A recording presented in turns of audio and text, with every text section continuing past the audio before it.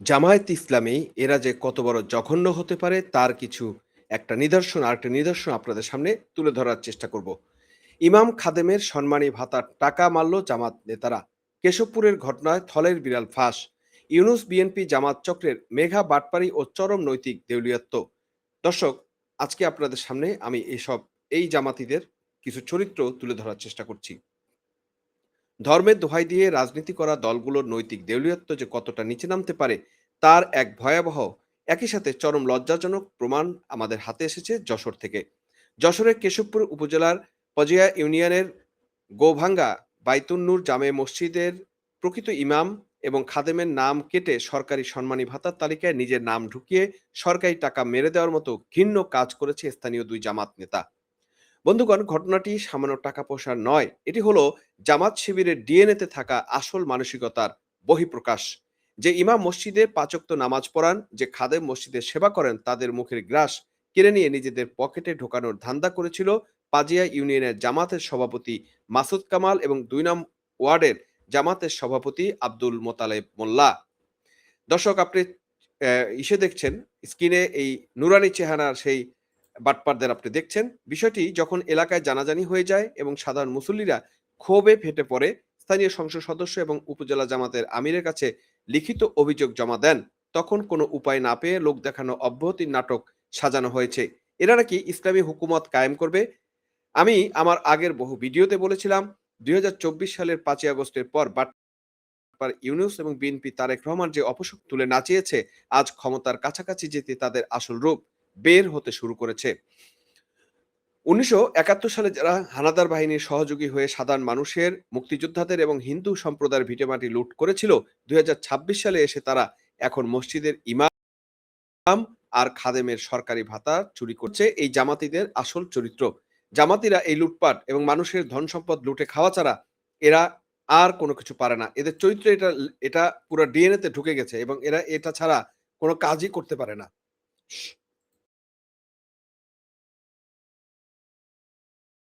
জামাতের এটাই হচ্ছে আসল চরিত্র।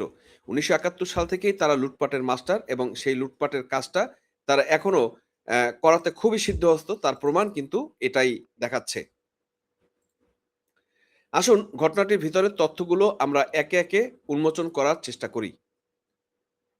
সরকারি ঘোষণা অনুযায়ী মসজিদের ইমাম, মুয়াজ্জিন এবং খাদেমের সরকারি সম্মানী ভাতা দেওয়ার জন্য একটি তালিকা তৈরির নির্দেশ দেওয়া হয়েছিল। গোভাঙ্গা বাইতুন নূর জামে মসজিদের প্রকৃত ইমাম হিসেবে দায়িত্ব পালন করছেন মাওলানা আব্দুর রহমান এবং খাদেম হিসেবে আছেন আব্দুর রাজ্জাক। কিন্তু তালিকায় যখন সংশ্লিষ্ট সরকারি দপ্তরে জমা দেওয়া হলো, তখন দেখা গেল প্রকৃত ইমাম এবং খাদেমের নাম গায়েব। সেখানে বসানো হয়েছে মসজিদ কমিটির ক্যাশিয়ার এবং জামাত নেতা তাজবির রহমান এবং খাদেমের জায়গায় নাম ২ নম্বর ওয়ার্ডের জামাতের সভাপতি আব্দুল মোতালেব মোল্লার নাম। দেখছেন দর্শক, এদের অবস্থাটা কোথায়? কত মানে এদের চরিত্রটা আপনারা দেখেন, এরা মানে কি পরিমাণ ধান্দাবাজ, লুটপাটকারী এরা, এই জামাতিগুলা। কতটা চামড়ার মুখ হলে সরকারি অনুদানের টাকা মারার জন্য একজন জামাত নেতা নিজেকে মসজিদের খাদেম হিসেবে কাগজে কলমে দাবি করতে পারে। যখন সাধারণ মানুষ, মুসল্লিরা একজোট হয়ে স্থানীয় সংসদ সদস্য এবং জামাতের আমিরের কাছে লিখিত অভিযোগ দিলেন, তখন তদন্তে থলের বিড়াল ফাঁস হয়ে যায়। এরপর তাদের পিঠ বাঁচাতে স্থানীয় জামাত নেতারা ক্ষুব্ধ হয় এবং এই জামাতের এমপি তাদের পিঠ বাঁচাতে সেই মসজিদের নামই তালিকা থেকে বাদ দিয়ে নাম অন্যান্য মসজিদের নাম জমা দেওয়া হয়। কেশবপুর উপজেলা জামাতের নায়েবে আমির সাইদুর রহমান সাইদ মিডিয়ার কাছে স্বীকার করেছেন যে ঘটনাটি ঘটেছে এবং অভিযুক্তদের দল থেকে অব্যাহতি দেওয়া হয়েছে।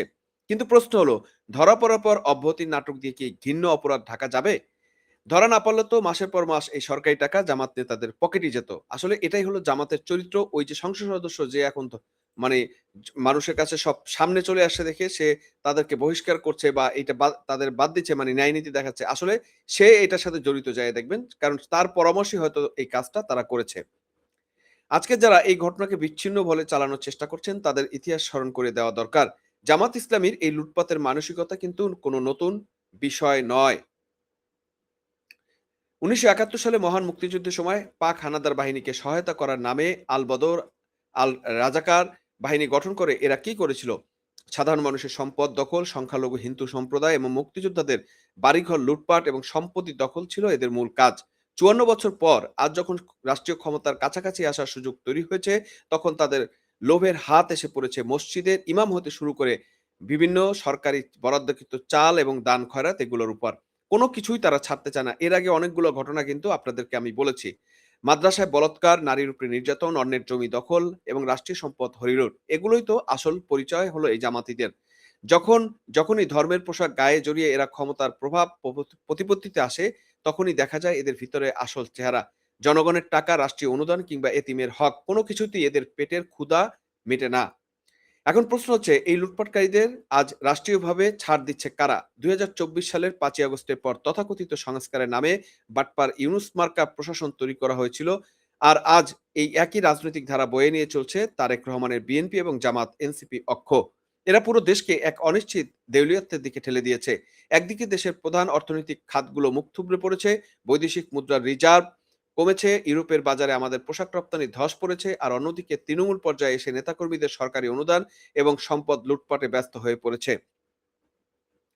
যে দেশের সরকার শীর্ষ পর্যায় থেকে শুরু করে স্থানীয় ইউনিট পর্যন্ত লুটপাটের এই ধারা চালু হয়, সেই দেশ কিভাবে চলবে, কিভাবে আগাবে? দর্শক, আপনারা ভাবেন। ইউনূস আর তারেক রহমান নাকি দেশকে মডেল দেশ বানাবেন। কিসের মডেল? ইমামের ভাতা টাকার মডেল? নাকি জামাত শিবিরের এই দেউলিয়া চক্র যদি রাষ্ট্রীয় কাঠামোর উপর পুরোপুরি চড়ে বসে? দর্শক, এই জামাত শিবিরের এই দেউলিয়া চক্র যদি পুরোপুরি বসে পড়ে, তাহলে সাধারণ মানুষ বেঁচে থাকাটাই কিন্তু দুষ্কর হয়ে পড়বে। তার মানে এই জামাতিরা যদি সরাসরি আসলে ক্ষমতায় চলেই আসতো, তাহলে এই দেশের মানুষের মরা ছাড়া আর কোনো পথ ছিল না। কেশবপুরের পাজিয়া ইউনিয়নের এই ঘটনা কেবল দুটি পদের হিসাব নয়, এটি হলো পুরো দেশের সামনে ভেসে ওঠা এক বিশাল সতর্কবার্তা, বিশেষ করে জামাতকে নিয়ে। ধর্মের নাম ভাঙিয়ে যারা কোটি কোটি টাকা এবং সরকারি অনুদান লুটপাট করে, তাদের আসল মুখোশ উন্মোচন করার সময় এসেছে। মসজিদের ইমাম খাদেমদের হক যারা কেড়ে নিতে পারে, তারা দেশের 18 কোটি মানুষের অধিকার কেড়ে নিবে না, তার গ্যারান্টি কে দিবে? এই জামাতিদের ভণ্ডামি প্রাতিষ্ঠানিক চুরির বিরুদ্ধে আমাদের কঠোর অবস্থান নিতে হবে। এবং এই ব্যাপারটা আমি কিন্তু সবসময় বলে আসছি যে জামাত যে দল, তারা হচ্ছে বাংলাদেশের ১ নম্বর দুর্নীতিবাজ দল এবং তারা তাদের স্বার্থকে প্রতিষ্ঠিত করার জন্য হেন কোনো জায়গা নাই যেখানে দুর্নীতি করে না। শুধুমাত্র তারা ধর্মের লেবাস এবং পাগড়ি, পাজামা, পাঞ্জাবি, টুপি পরে ধর্মের লেবাস। কিন্তু এই লেবাসের আড়ালে তাদের চরম দেউলিয়াত্ব এবং চরম ভণ্ডামি রয়েছে।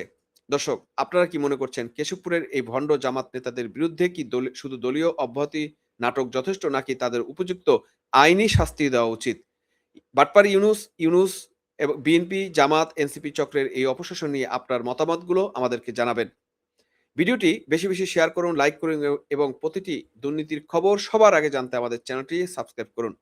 আজ এখানে বিদায় নিচ্ছি। চ্যানেলটি সাবস্ক্রাইব করে আমাদেরকে সাথে থাকবেন এবং আমাদেরকে সহায়তা করবেন, আমাদেরকে উৎসাহ দিবেন। দেখা হবে পরবর্তী ভিডিওতে। যাওয়ার আগে সেই বার্তা আবারও দিচ্ছি। আপনার ঘরে যদি শিশু সন্তান থাকে, বিশেষ করে মেয়ে শিশু সন্তান, আপনার ঘরে যদি টিনেজার ছেলে-মেয়ে থাকে, তবে বিএনপি, জামাত এবং এনসিপি এদের হাত থেকে, এই জঙ্গিদের হাত থেকে নিরাপদে রাখুন, সাবধানে রাখুন। বিশেষ করে জামাতের হাত থেকে দূরে রাখতে হবে, এনসিপির হাত থেকে দূরে রাখতে হবে। কারণ এরা যেকোনো সময় আপনার এই শিশু বাচ্চাদের বলাৎকার এবং ধর্ষণ করতে পারে। ধন্যবাদ সবাইকে সাথে থাকার জন্য দর্শক।